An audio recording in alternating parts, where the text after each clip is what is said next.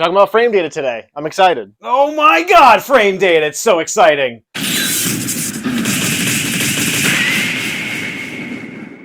Welcome back, Button Club members, to another episode of the Safe Sets podcast. I am one of your hosts, Shadow Fury, and with me is... Ricky Icebeam. Yes, sir. And today we have another informative episode for you. What are we going to be covering today, my friend? Today we're talking about frame data specifically to Street Fighter 6.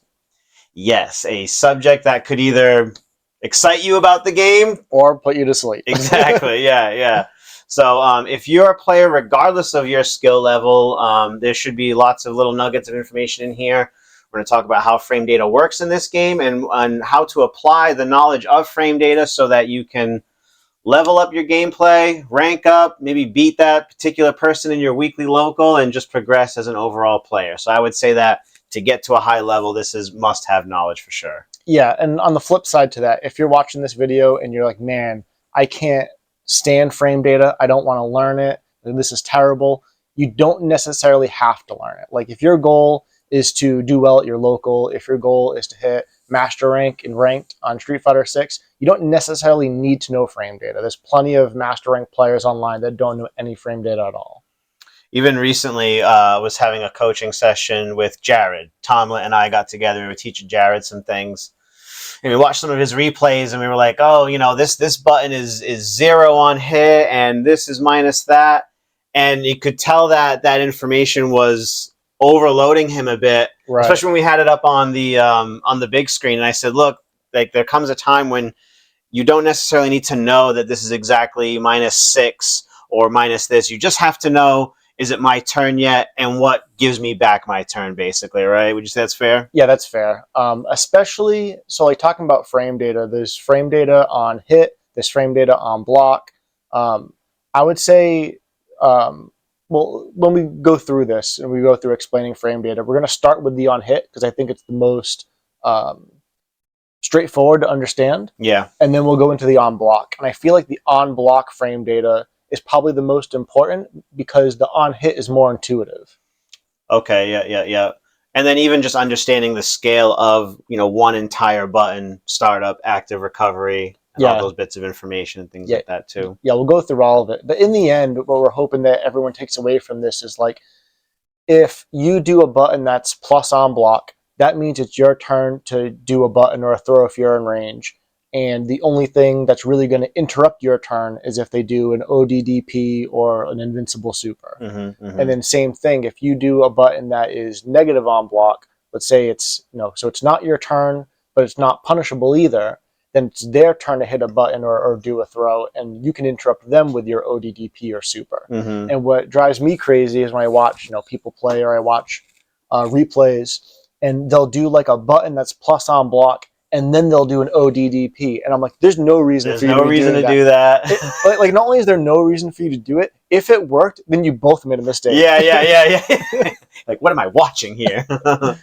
So this will be probably one of the very few times that you're happy that you learned integers in school, right? Yeah. That was like my least favorite topic in math class, but who would have thought when they said it would apply to real world activities, that would be an activity like this that we enjoy in our spare time. So since we got that out of the way, we're going to go to the PlayStation 5, where we have training mode loaded up with our frame data meter at the bottom. This is the best frame data tool that a Street Fighter has had to date. Would you agree? In-game, yes. In-game, like by a long shot. I remember what they added to 5 and that being better than what they had, but still not nearly as good as this. Yes. I definitely like the visual of the meter at the bottom of the screen when you're doing attacks, and it tells you, if you're plus, if you're negative. It helps to see it. And even like, it calculates your opponent's wake up time, so you can get your safe jump stuff set up once you know how all that works. So what's the first bit we want to talk about? Should probably talk about the basics, right? Yeah. So let's very quickly go through when you press a button.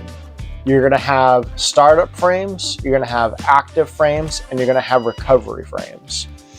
And so I'm going to use a button like Luke's stand medium punch as an example.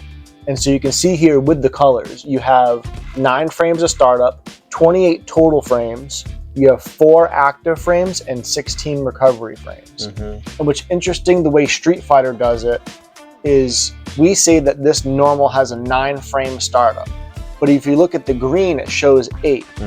And because what's happening is your first active frame is frame 9. Yep. So what that means is if your opponent were to do something that was -9 on block, you could punish it with your stand medium punch if you're in range. And perfect timing. Yeah, perfect timing. But if they do something that's -8 on block, you can't punish it with this normal, because even though you have 8 frames of startup, you have 8 frames with no active frames. The active frame is when your attack actually can make contact with the opponent. So for 8 frames, you can't make contact. It's the 9th frame that you make contact on. And so in Street Fighter, they call that a 9-frame startup attack. In other fighting games, they would call this an 8-frame startup attack. And I like the way that Street Fighter does it, because it's simpler to know, oh, if they're -9, I can press my 9 frame. If they're -10, I can press my 10 frame. Other games, I think Mortal Kombat does it the other way. Yeah, I think so. So like in Mortal Kombat, you have to hit your 8-frame normal to punish something that's -9 on block, because you need the extra frame to become active. So the 4 active frames is when you can make contact. But what happens is when you do make contact with your opponent, it change like I'm trying to think of the way to say this. So like I have 28 total frames here. I guess it's still the same. So only the first active frame will make contact. The other, like this normal has 4 active frames. Those other 3 frames just become recovery. And so it still shows it as pink here, but it doesn't really make that much of a difference. And so what that means is if someone were to do something that was -11 on block, and I press this button, I'm still going to hit you, but it's not going to be my first active frame. It's going to be one of the active frames in the middle. At the end, yeah. And same thing, like if someone does something, I think. So if they were to do something that's like -15 on block, that's 2 negative. If I hit this button, it's actually going to whiff. And so more importantly than the whole startup, active, and recovery frames, this is kind of like how the normals work. What's more important to the player is the interactions that you're going to have. And so an easy example is in combos. Like everybody knows that certain combos work and certain combos don't work. But if you understand why they work and why they don't work, then you don't need to go through every single button your character has and every single button afterwards to see if it's a combo or not. You could just learn the frame data, and then it's a pretty easy situation. So one button that's really easy to explain is Luke's crouch medium punch. It's +5 on hit, and I'll show you that here. So the advantage is 5. What's happening is when I press my crouch medium punch, it takes a certain number of frames to recover, and Guile on hit takes a certain number of frames to recover. Before he can play or press again, basically. Right, most importantly, before he can block. So there's 5-frame window where once I hit him Luke hits Guile with crouch medium punch, Guile cannot block. And so what that means is I press a button that has a startup of 5 frames or less, and it reaches, it's a combo. And the reason it's a combo is because Guile cannot block. He can't choose that option. And so it forces a combo, as we all know. And so if I were to press crouch medium punch, I get my 5 frames on hit, and then I press a 6-frame normal, like another crouch medium punch, that won't combo because it's too slow. And I can show you that here. If I do this, that's not a combo. Even if I mash it. It doesn't matter how fast I press it. It's never going to combo. Luke's standing light kick is a 5-frame startup. So if I press crouch medium punch and it hits, I get my +5 frames, I can combo into stand light kick as long as it reaches. And so you can see on the screen too, the combo. Yeah, the combo counter. And so the other thing that would mean is if I were to find a button or a special move that's 5 frames or less, I could also combo into that. And so if I do, let's say, light DP, that's 5-frame startup. So in theory, I should be able to do a crouch medium punch, and then without canceling it, I should be able to link it right into a light uppercut, assuming that it reaches to a combo. And so this is what I mean. Like, it's kind of a shortcut. It's like a knowledge shortcut where once you understand how the frame data works, you can kind of build your own combos. Another interesting thing about frame data in Street Fighter 6 is light attacks.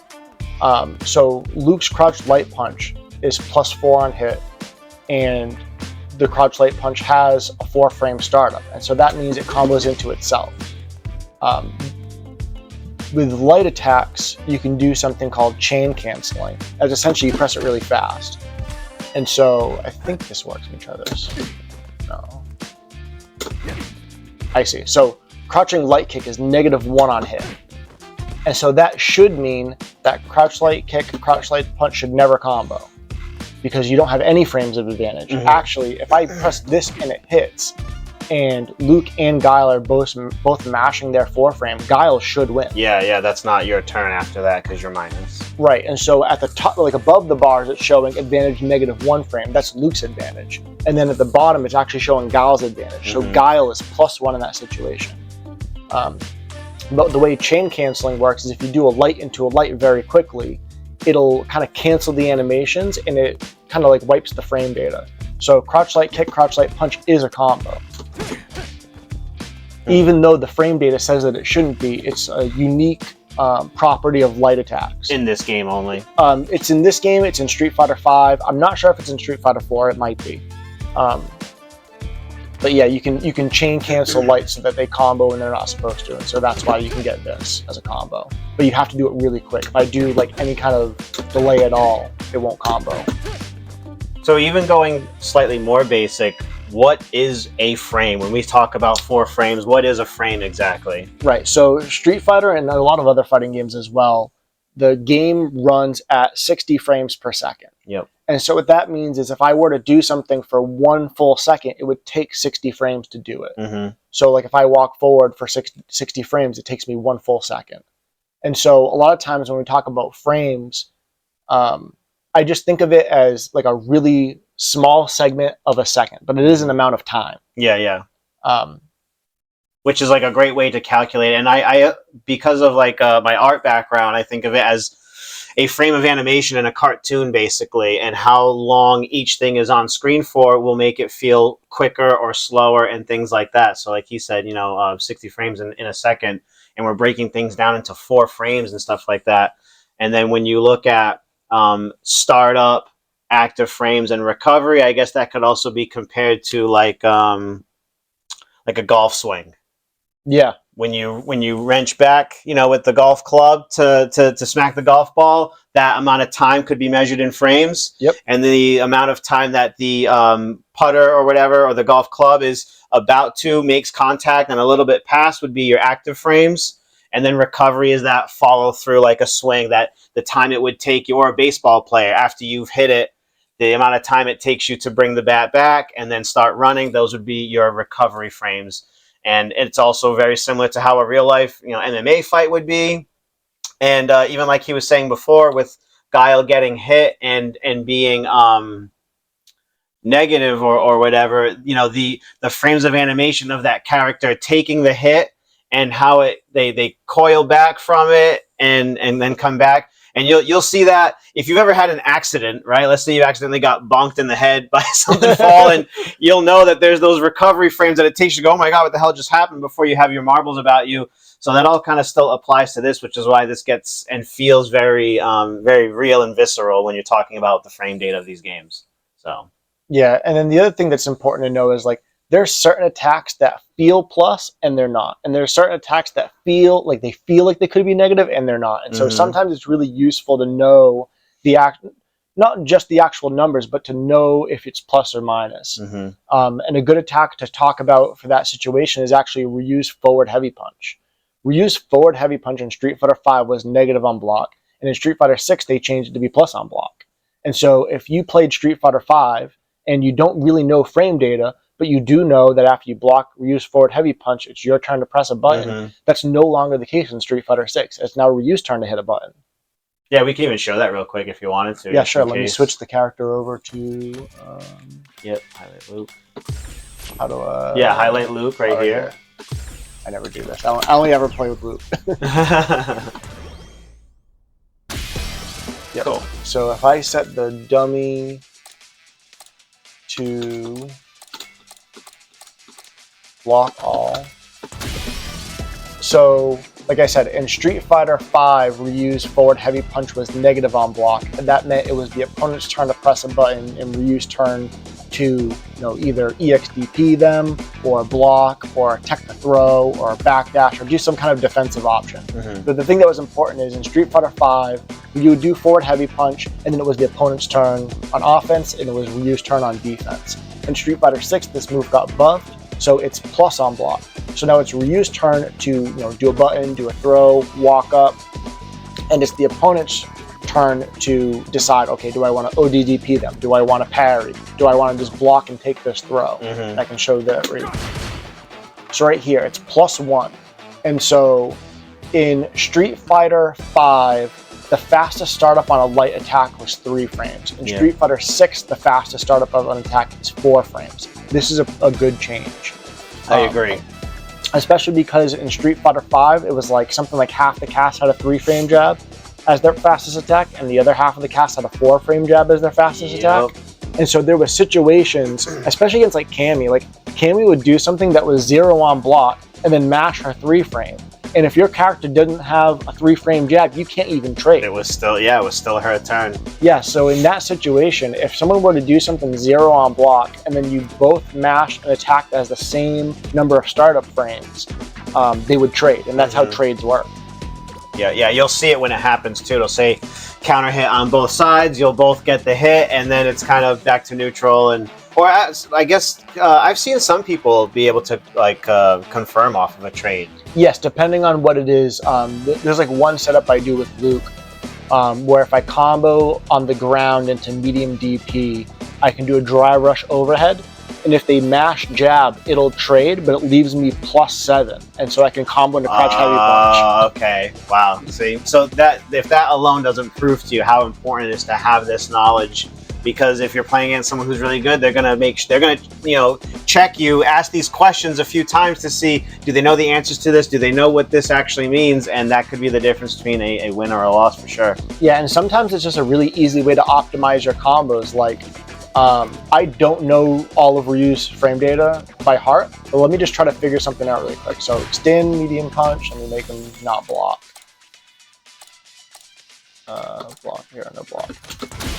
So stand medium punch is +7, and stand jab is 4 frames. So that should combo if I'm in range.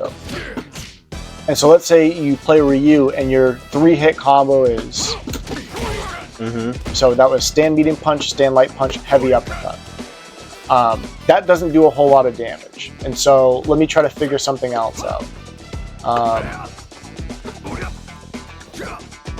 So this is interesting to learn. So because the stand medium punch is +7 on hit, this crouch medium kick is 8 frames, it won't combo. And so that's good to know. Actually, can you set Guile to block after the first hit? This way they can see that he'll have time to do that. Oh, I see what you're saying. Yeah. Well, so is it? Oh, I see what you're saying. Block count. Block after first hit. Yeah. So this will work, but Guile had time to block because of that 1-frame gap between standing medium punch to crouching medium kick, right? Exactly. And so same idea. Because my stand medium punch is 6 frames, if it reaches, that's a 2-hit combo. And so this would also be a combo. So I won't know until I try it, right, for the spacing. Yeah. But in theory, I could do stand medium punch, crouch medium punch. I'm imagining there's too much pushback. Let's see. There's too much pushback. But let's just say, like I was saying earlier, if your 3-hit combo was stand medium punch, stand jab, uppercut, because you don't know frame data and you just know that it works and you don't know why, you can get a better combo by doing this. And so we don't have the attack data on, but I can just tell you from experience, medium buttons always do more damage than light buttons. Yeah. So that's going to be a more damaging combo. All day. Yep. Another thing about things on hit is there's essentially 3 different on hit frame advantage. Yeah, I'm glad. I was going to bring this up too. So stand medium punch is +7 on hit. And so that means it doesn't combo into crouch medium kick normally. If you get a regular counter hit in Street Fighter VI, it gives you a bonus 2 frames. And so I'll show you in a second, this will become +9. So counter, always counter. So this is a regular counter hit, not a punish counter. So now it's +9, and because crouch medium kick is an 8-frame startup, now this should combo. Yeah, and that's something for you to be watching on your screen when you're playing. Notice how that counter hit was given to Ryu's side while he was playing. So that's something that you need to be watching with all your other meter and information here that, oh, I got the counter hit. That now means that I have an extra 2 frames of frame advantage, and this combo that I've worked on now, you know, from standing medium punch can be canceled into crouching medium kick. Definitely something that you have to be on the lookout for, and it took me a long time to have the wherewithal to notice that. Yeah, the other important thing is, like you were saying, the counter hit in Ryu's favor is always going to be on his side of the screen, meaning the side of the screen that his icon is at the top, not necessarily the side of the screen that he's on. Okay. So here, the counter hit's on the left, Ryu's health bar is on the left. If I'm on the right side, Ryu's counter hit is still going to be on the left side. And so if you're the Ryu player and you know, okay, I'm player 1, my health bar is on the left, every time you're trying to confirm a counter hit, you're always going to be looking at the left side of the screen. Yep. And so another important thing to know about this is because the stand medium punch is +9 on hit with counter hit, and Ryu's stand heavy punch is 10 frame startup, that means this won't combo, even with counter hit. Because it's like the similar setup that we had before. It's the 1 frame differential. It's Guile's turn to block or be defensive. Right, and so sometimes, especially at the lower ranks or the lower skill levels of this game, it's hard to understand when things are real or not, because a lot of times people just don't block. And so if you're in a match and you do this and you do this and it hits, it didn't combo, but in the heat of the moment, you probably don't realize it didn't combo. It's like, oh, I do this, and it works. I'm going to keep doing that. Yeah. And now you've given yourself a false reward, sense of reward for something that actually doesn't work, and you'll hit that wall once you get to a better opponent, and then you'll go, how come this doesn't work? I had no idea, but you know, the numbers and the frame data don't lie, so that's what you need to always go back to. Yep, and so Ryu's crouching heavy punch is 9 frames. So I'm imagining the counter hit stand medium punch being +9. If I'm close enough, we'll combo into crouch heavy punch. Boom. And just to show you, if I go back to standard en bloc, so now this is +7 again because there's no counter hit. Now this won't combo into crouch heavy punch. And so same thing, if you're just doing this and your opponent is mashing all the time, and so you're constantly counter hitting them, you might think this is a 2-hit combo sometimes. What's actually happening is it's a combo on counter hit, it's not a combo without counter hit. Yep.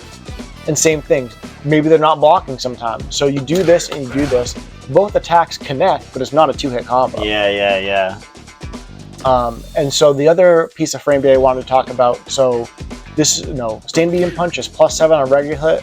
Counter hit gives every normal +2 frames. So like that's +4. On a counter hit, it would be +6.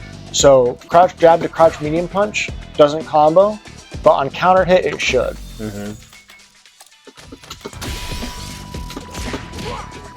so now it's a 2-hit combo.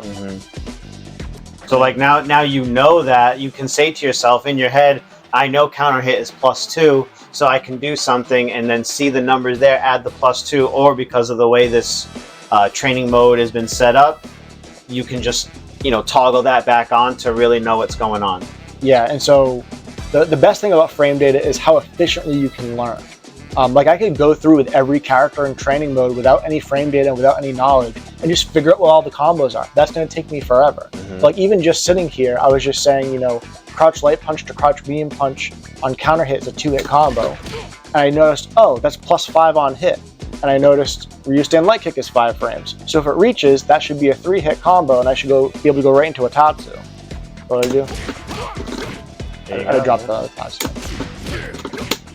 Is that not cancelable? Okay, I'm just bad. So that's a 4-hit combo that I essentially taught myself just by knowing the frame data without having to guess and check every single button.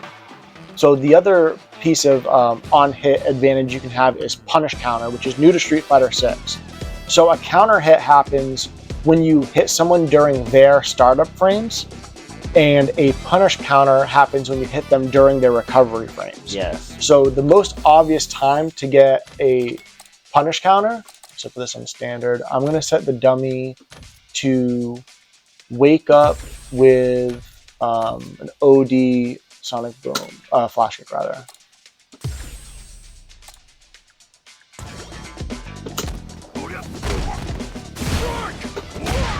So I get a punish counter. So I'm going to throw him and then do stand medium punch. That should be +9 on hit. Wait. No, yeah, that's right. Sorry. It was +7 on regular hit, +9 on counter hit, +11 on punish counter. Yeah, because it's 4 frames of advantage on punish counter. So, yeah, regular counter hits is +2, punish counters is +4.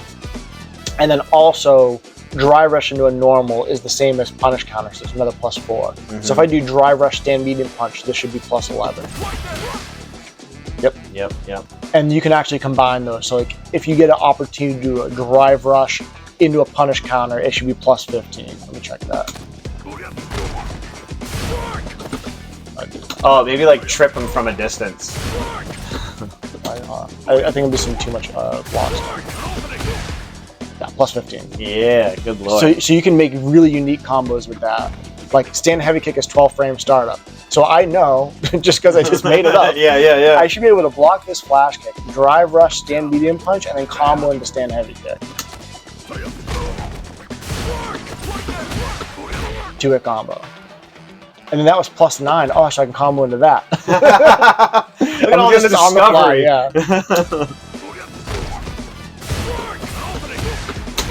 Too far. But I should be able to combo into crouch medium kick because it's 9 frames or less. Yeah. And it's such a far-reaching move. Right. Whoops. I brain farted. So I'm doing stand medium punch. I keep doing that. It's the Luke brain taking over. There you go. Yeah, nice. Yep. And so knowing how plus you are on hit, counter hit, and punish counter can help you like build your own combos and make sure that you're doing optimal combos. Like one thing with so this is similar with Ryu and Luke. Their crouch medium punches are both +5 on hit, and so crouching light punch is also 4 frames on both of them, so it will combo. But what happens a lot is I hit it from a little bit far away, and then it whiffs. Yeah, it's not point blank. It's not right on top of them, which you don't often get when you're actually playing a real match. It's like training mode stuff that'll work, and then you go to apply it in a real match. You're like, oh, I thought that worked. What happened? But these, tiny little spacing on the bottom definitely matters. Right, so you whiff. And so because standing light kick has a further range than crouch jab, and it's also 5 frames, it's a good habit to combo crouch medium punch into standing light kick just to have a better consistency in real matches that it won't whiff. We're pretty far out here. Yeah, I was going to say, I was even surprised. Yeah, and I'm at a range where it's definitely going to whip. The crouch jab is definitely going to whip.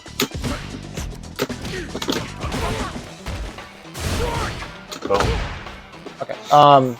So then another piece of frame data that's super important, and you hear people talking about it the most often, is the frame advantage or disadvantage on block. Yes. Now this is super important because if you are stuck in a block string situation and you're fighting for your life thinking, when is it my turn? This is the information that you're going to need in order to know when or what's truly your turn, right?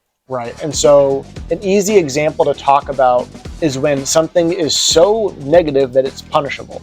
And so I'm going to start with crouching heavy kick for speed. So Ryu's is -12. And so what that means is Guile can press any of his normals or special moves that's 12 frame startups or less as long as it reaches, and it will combo, or it will punish rather. And because he's attacking me during my recovery frames, if he does it correctly, he'll get a punish counter attack. So I'm going to set block reversal. Is he going to block it or actually? Yeah, he's going to block it. Yeah, he's going to block it. I'm going to have him press crouch medium punch just because it's an easy answer. So I have set Guile to block and then press crouch medium punch once he recovers. So because crouching heavy kick with Ryu is -12, I believe Guile's crouch medium punch is -6 frames. Sorry, 6 startup. Six startup frames. It'll punish counter. Boom. And so with Guile, I believe actually it'll show me, right? Yeah, so normally it's +4 on hit. And so that means on counter hit it's +6, and on punish counter it's +8. So Guile's crouch medium punch is 6 frames startup. That means on counter hit or punish counter, he can combo crouch medium punch into crouch medium punch. And so as an ex-Guile main, that was a really easy confirm. You know, I'd block something like a sweep from close up. I could press crouch medium punch right into flash kick. And that was a decent, 3-hit combo that I didn't think I was going to drop anytime soon. So that's an example of a move that's so negative that it's punishable. There's other moves that are negative and not punishable. So let me turn Guile's on block off. So we've been talking about Ryu's stand medium punch a lot. It's -1 on block. And so what that means is if my opponent blocks this attack, it's their turn to hit a button. And so if Ryu presses stand medium punch and then immediately presses his fastest attack, so any of his 4-frame lights, so like standing light punch is 4 frames. If Guile presses his 4-frame attack, Guile should win. So I'm going to set that up. I'm going to have Guile block and then press his 4-frame jab, which is crouching light punch.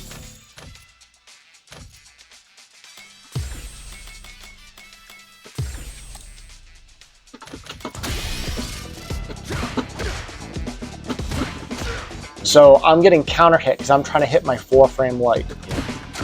And so this might be a situation where in real matches, if your opponent doesn't know that the stand medium punch is -1 on block, they might think it's plus. This is a situation where the button feels plus. Yeah. And in fact, in Street Fighter V, I believe that button was like +2 or +3 on block. Jeez. And so if you're used to playing Street Fighter V, you're going to think that the forward heavy punch is negative and the stand medium punch is plus. But in this game, it's the opposite. So the forward heavy punch is plus. So if I do forward heavy punch and then jab, how did that work? Yep. So it's Ryu's turn to hit a button. I'm not mashing well.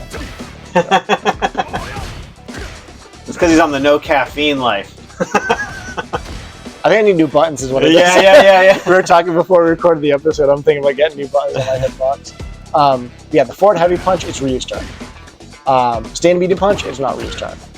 And so those are situations of attacks that are either plus or negative. The forward heavy punch only being +2, the standing medium punch only being -1. So the stand medium punch isn't punishable, so I should be able to block. And so what I was talking about earlier in the episode is because Ryu did something negative, it's the opponent's turn to do something so they can either jab or throw. And so it is well within Ryu's rights to, at that point, unleash an ODDP, because ODDPs are invincible to strikes and throws. Why did that You were too quick. Oh, it canceled. That's fine. Yeah. So if I press stand medium punch and then immediately EXDP, not so fast that it cancels like I just did.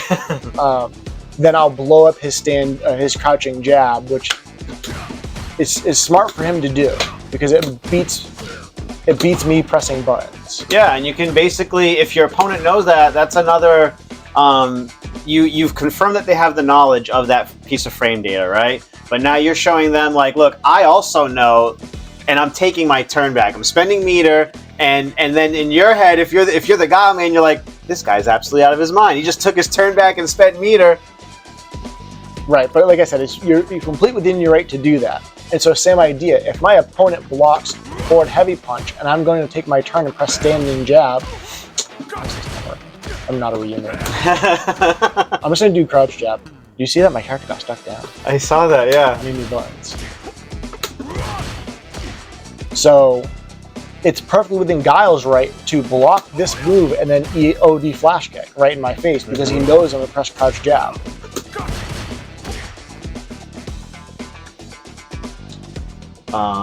What about moves that we know are negative, but they're spaced to a point where they aren't punishable? That's interesting. So I'm trying to think of a situation that I can easily set up to show that. The other thing with the frame data is with horizontal moving attacks like a fireball. So Ryu's light fireball. Let me turn the permission back off.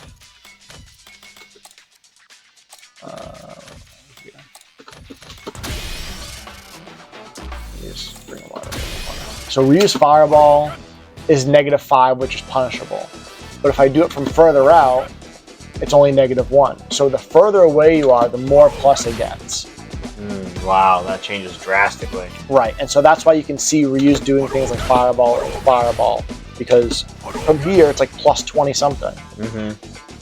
That's also why you'll see someone block a fireball from this range and then immediately hold up forward, so that if you do throw another fireball, since you're so plus, you get punished by the jump and attack.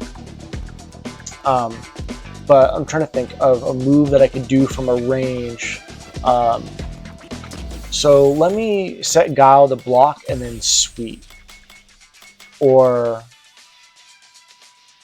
actually, let me have him set to crouching light punch. On wait. No. Yeah, on block.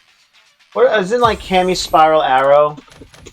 I see like Punk doing that, and he basically just kind of touches them at the end of the active frames, and you would think that it's punishable, but because of the spacing, he's safe. Is that? So let's look at Cammy specifically, because I think it could be one of two things or both. It could be that because the horizontal moving move, it's less punishable because you're further away. So let me think here. Let me try to just jump back. Light spiral. Just turn this off really quick. So light spiral arrow from point blank is -12. If I jump back, -6. -1. Yeah. So if you're Cammy, if you double dash back and light spiral arrow, it's safe. And it's -1, so if Cammy and Guile both hit their 4-frame jab, Guile's is going to win. And so what you could do, which is pretty cheeky, is do this and then EXDP in his face, and that'll blow up his jab. And so it sounds like the situation that you're saying Punk is in. The other thing you could do is this and then perfect parry. So if they jab, you get the perfect parry and go punish. Yeah, because you're -1, and that's like that's kind of what we're also saying too. Like even so, you mentioned -1, they were safe, and intuitively you'd be like, but I'm -1. But basically, it's now your turn to either block or play wild by, you know, perfect parrying or throwing out the OD spiral arrow to take your turn back. You're spending meter to do these things, and that's how you're getting the advantage. But yeah, safe can still mean basically even up to -3 technically, right? Yes, in Street Fighter 6, if you're -3, you're safe. And that's important to know that overheads in this game are pretty much universally -3 on block. So if you block an overhead, it's your turn. But if they drive rush into overhead like we talked about before, they get an extra 4 frames. So a drive rush overhead goes from being -3 to being +1. So it's no longer your turn.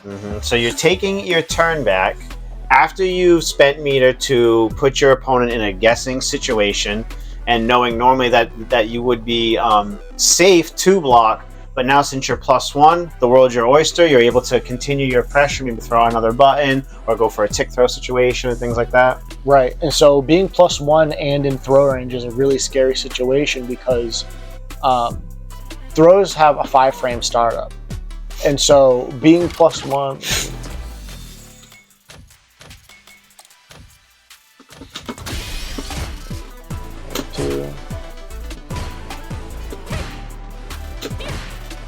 Can we have any plus on button? She must. I just don't know them off She the top might of my not. head. Oh, so crouch heavy punches +1, but I think it's out of throw range.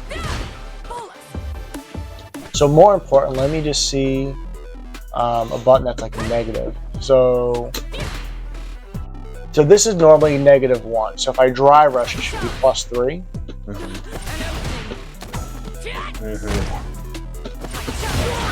I forgot how to set. You heard what we said about spending that meter. Yeah, so I actually do this with Luke a lot. Like Luke's crouching light punch, I believe, is -2 on block. So I'll do dry rush, crouch jab into throw. So yeah, Kami's is the same thing. So it's -2 on block. So if I drive rush into it, it's +2. And so that means if I do drive rush, jab, into throw, they can't jab me out of it. And it's really, really fast. And so that's a really good mix-up to have.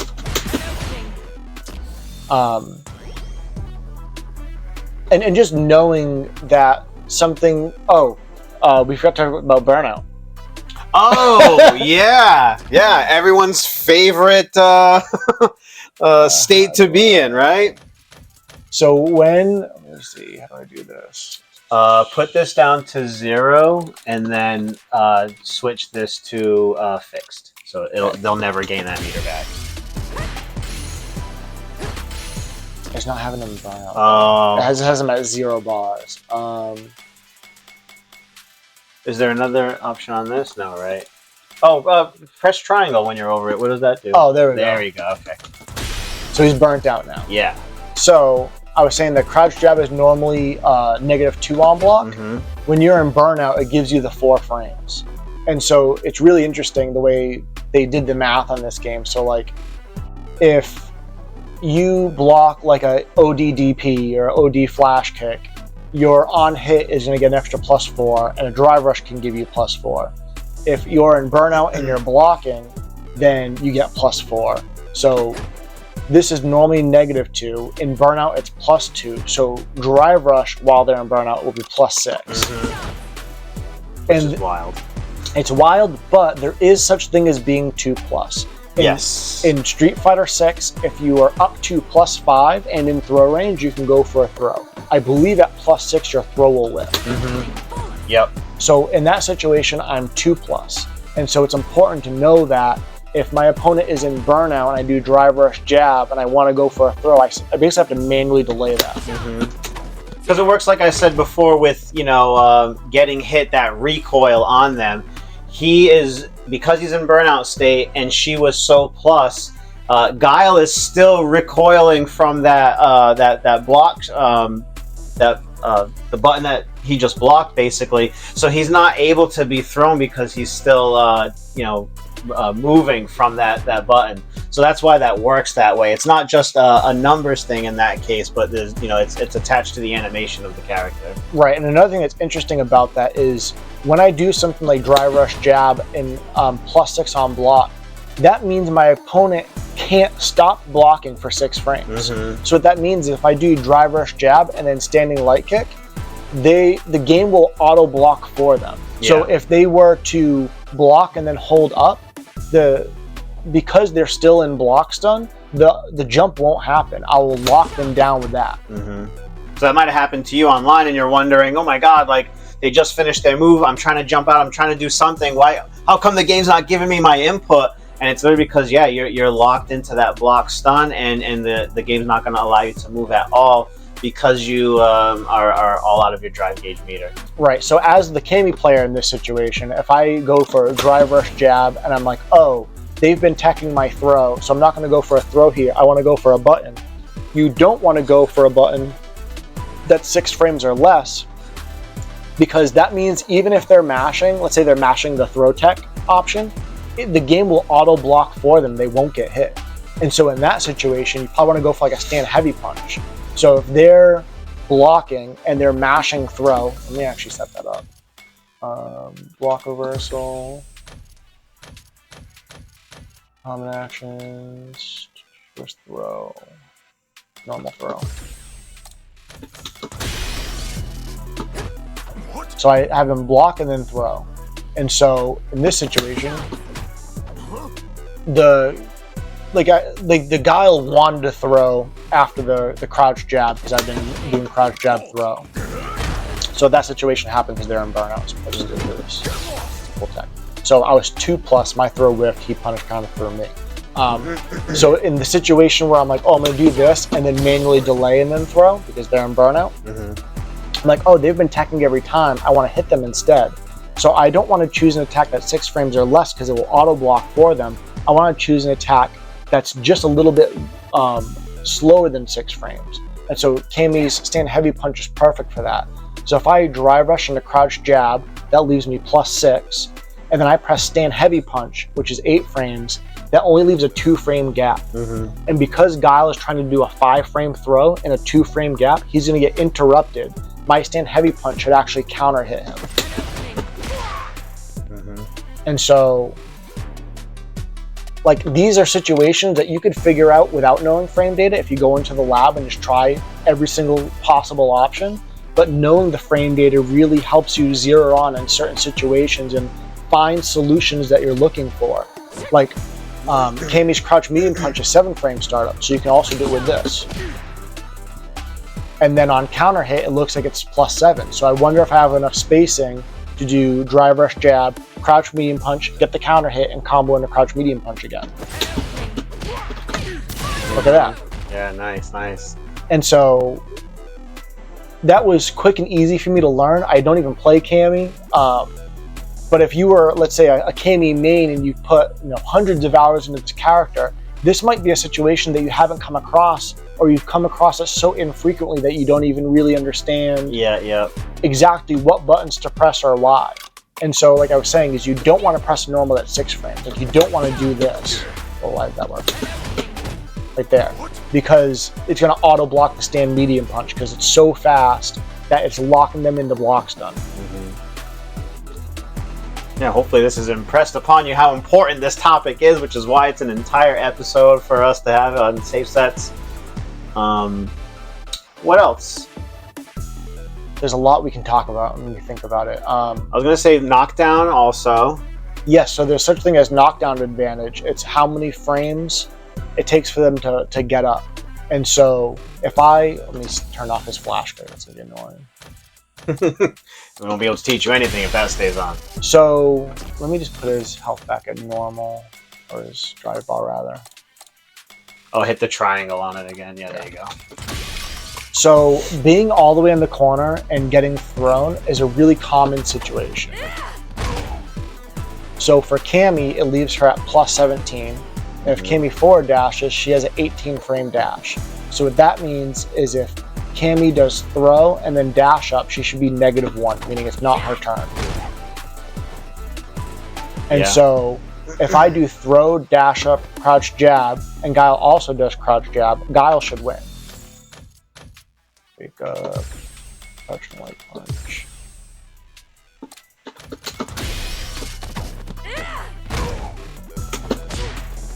So that's fake. There are characters. Let me find. When you get a sec, can I have you do that one more time, just so I can show them on the frame meter? Sure. Yeah, do the throw. Actually, you could probably just leave it at that. So yeah, you can see right there at the bottom, the white underneath the 31 frame advantage is Kami's. Well, let me fix it really quick. Oh, okay. That was his jab whiffing. Oh, okay. That's why there's so many frames. So this should leave me +17. So yeah, you see how much longer it is on the bottom. She's at 135, he's at 153, and every little frame in between is showing you that why she has that advantage there. So it's nice to see that for me personally, because the animations in the game can happen so fast, it might be hard for you to see, but when you see it broken up into individual frame squares like that, that just really helps me. So even like if someone told me 17 frames, you might go, well, how much is that exactly? But being able to see it map itself out while that animation is happening, I just find that to be really helpful for me. I just want to point that out. Yeah, so let's say I'm Kami, right? And I've thrown my opponent on +17, and I know my opponent is going to be mashing their crouch jab. So we set them to wake up, they're mashing crouch jab, and I want to hit them before they can hit me. So if I can find an attack that is slower than 17 frames, but like faster than 20, so like an 18 or 19 frame attack, that will counter hit them before their jab comes out. So I'm thinking maybe something like this. That's 21, so that'll be too slow. Trade. Well, that might. Let me see. So actually, this is an interesting situation. So that trades and leaves me +6. That's 7. That's 6. Will that reach though? Let's find out. Yeah. No. Stand light kick might reach. Okay. I missed it.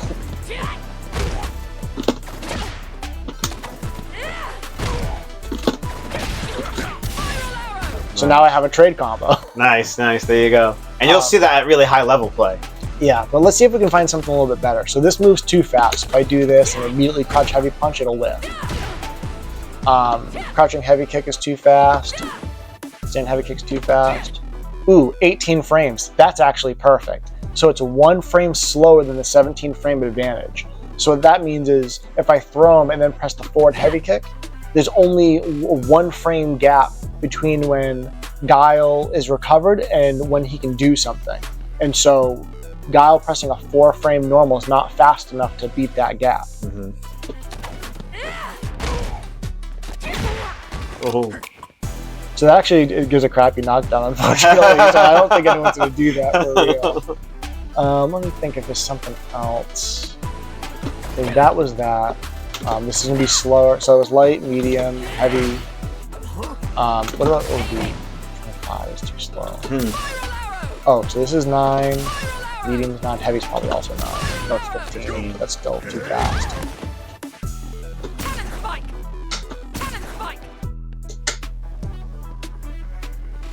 But the other thing too in this game is like there's throw loops in this game, and so Cammy doesn't have a dash up throw loop; she has a walk up throw loop. So I should be able to walk up and throw.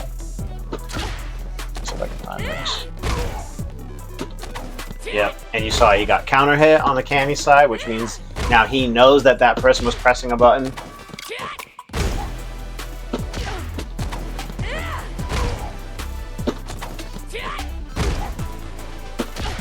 I'm only messing this up because I don't play. I know the throw loop timing with Luke a little bit better because Luke also doesn't have a dash up. Let's switch to a character that does have a dash up throw loop.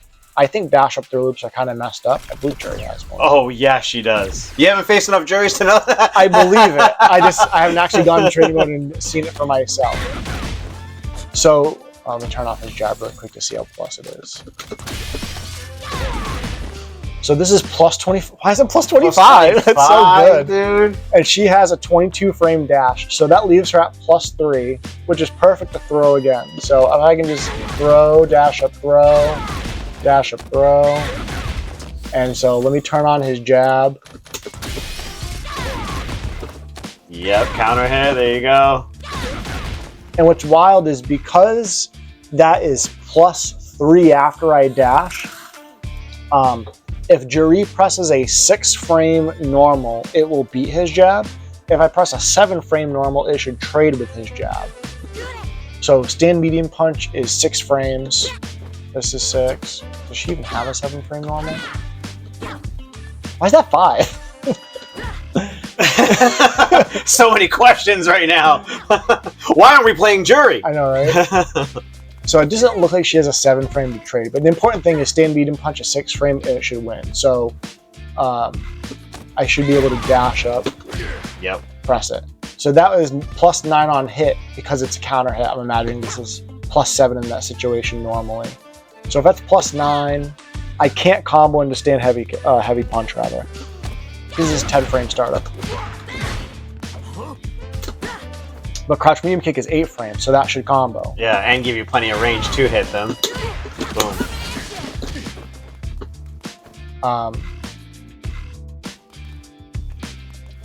Yes, that's messed up. So then the other thing that let's complain about juries and then framed it. We have to redo the tier list because of this. I know, right? No. Let me see. Common actions. Throw.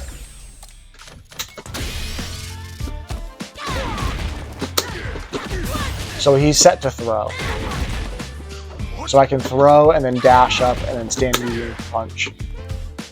And so it doesn't matter if he jabs or throws, the dash up, stand medium punch beats both. And so that's actually a good situation for Guile to do an OD flash kick. Because once Jury has dashed up, she's kind of committed. She's right in your face. She's plus 3. So she could block here, but now she's risked getting back thrown by the Guile player. Yep. So if like Jury throws you and dashes up, now you understand the situation as the Guile player, as the opponent, and you know it's your turn to guess, and ODDP is not a bad guess. Yeah, because the strike throw game on her and also Cammy are very, very strong, especially in those situations. right? Especially because it leads to the same situation. Like, let's say you're going to take a couple throws. She's going to throw, dash up, throw. Like, well, you said attack, but you kind of get the idea. Like, it all looks the same approaching you because it's just a dash after the hard knockdown. So you're like, what do I do? Do I try and tech the throw this time and then get, lose 25 to 30% of my health because I tried to tech it? Right. And so, like, the other thing too is people talk about reactions in this game, and there's certain things that you can't react to. Like, you can react to the fact that after Jury threw you, she dashed. But once she dashes, there's no reacting to throw or stand medium punch. They're too fast. Correct me if I'm wrong, but I believe like human reaction time at the best, like at the highest level, if you're looking for something and you're ready for something, it's like 12 or 13 frames. Yeah, I think that's something in the range, like the mid-teens almost. Right. So like, if someone dashes up as a 22 frame dash, you could theoretically react to that and jab them out of that if they just do it in neutral. So in this situation, like if Jury throws you and then doesn't dash up, you don't want to OD flash kick there. You want to at least react to the fact that she dashed before you rip your flash kick or before you rip your ODDP. Because then you say, okay, she's moved forward. She wants to either throw or stand medium punch because they both are strong offensive options. They both beat jab. The stand medium punch beats throw teching, and the throw trades essentially with throw teching the throw. So there's not a good reason for Jury not to do stand medium punch or throw, but she doesn't want to sit there and block because she's worried about getting back thrown. So if the Guile player is going to tech that throw and I dash up and block, I'm going to get thrown. Well, he's not set to throw right now, but if he's set to throw, especially back throw. So once the Jury dashes up, she kind of has to do an option. And that's where waking up flash kick is such a strong option there. And so that's one of those things too, where like, if you're fighting a Cammy player, if she throws you and you react to her dashing up, you don't want to rip a flash kick there because we just learned that Cammy is negative when she dashes up. So if you're fighting a Cammy player and she does throw, dash up, it's your turn to jab or back throw. What you have to worry about is a Cammy player who knows her frame data. Yes. Because what they could do to you as a Cammy is they could throw, dash up, and then ODDP in your face. And that will beat you either jabbing them or trying to back throw them into the corner. And there's plenty of people doing that, let me tell you. And I mean, there's plenty of people doing that, not understanding the frame data. They're just doing it. They're like, this is invincible, let me just rip it. Right, and so here's a situation that doesn't make any sense that someone who knows frame data would never do. As Jury, there's no reason for me to throw, dash up, and then ODDP in your face. In this situation, it worked because they happen to jab. But there's no reason for me to take that risk. Because I can just dash up, stand medium punch.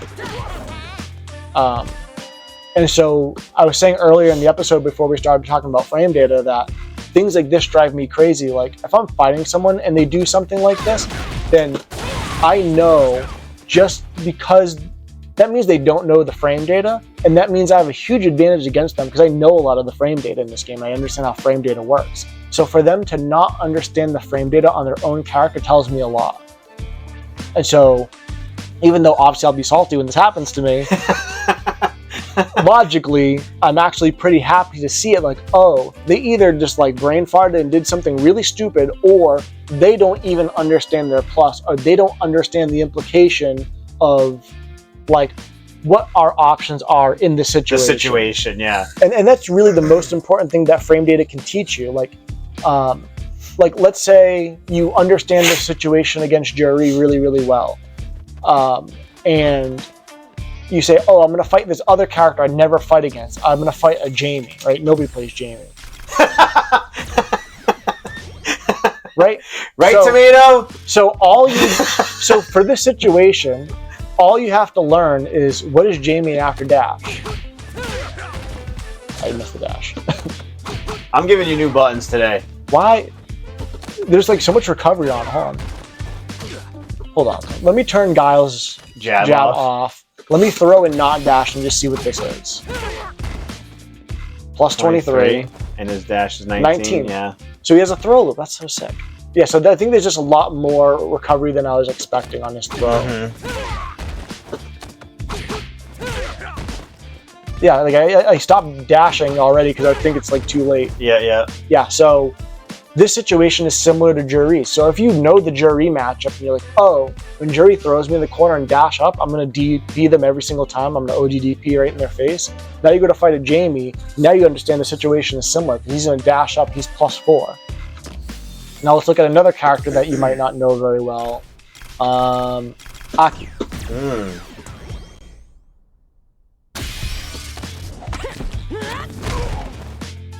0. So this is Fake. +19, and she has a 19 frame dash. Yeah, so it's technically fake.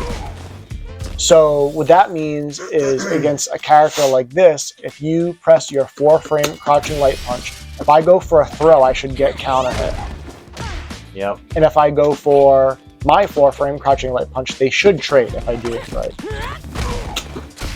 Yep. Trade. There you go. And that trade left me at -1, so there's no trade combo there. Mm-hmm. Let me see. Do I have any other 4 frames? No. Yeah, so Aki, when she dashes, if I would hit like a 5-frame, it's going to be similar to throw. I'm going to get counter hit. So Aki is not very good if she dashes up after it. So I said it's +19. That's 14 frames.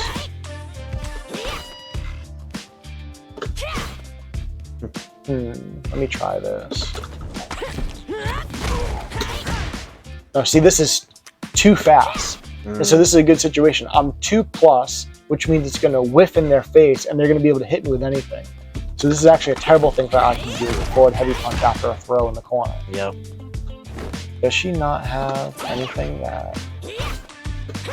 Beefcake, if you're watching this at home right now. So the other thing you can do is spend the meter to drive rush.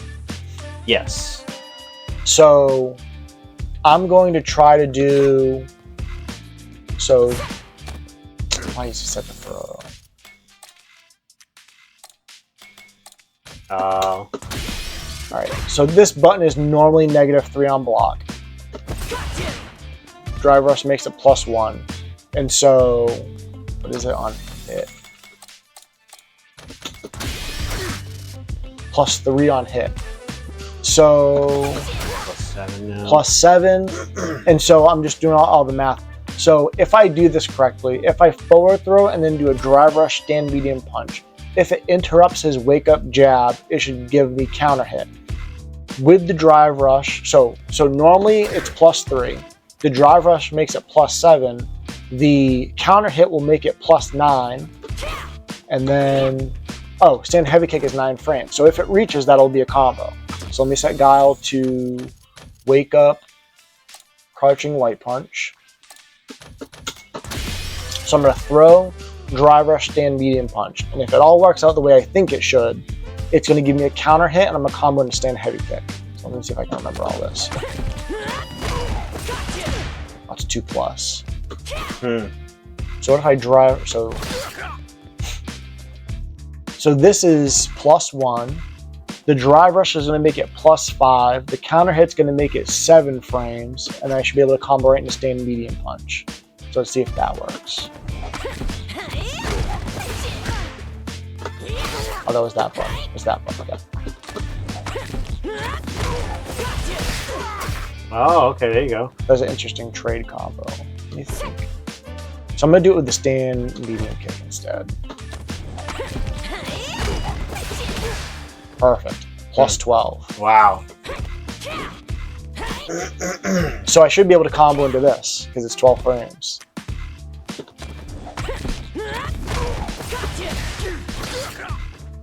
Why did that trade that time? So was that just a miss time, maybe? I think so. Yeah. That should. Oh, yeah. It could have been me. There you go. I didn't even know she had a target combo. We're learning too, see? I'm learning how to play the game.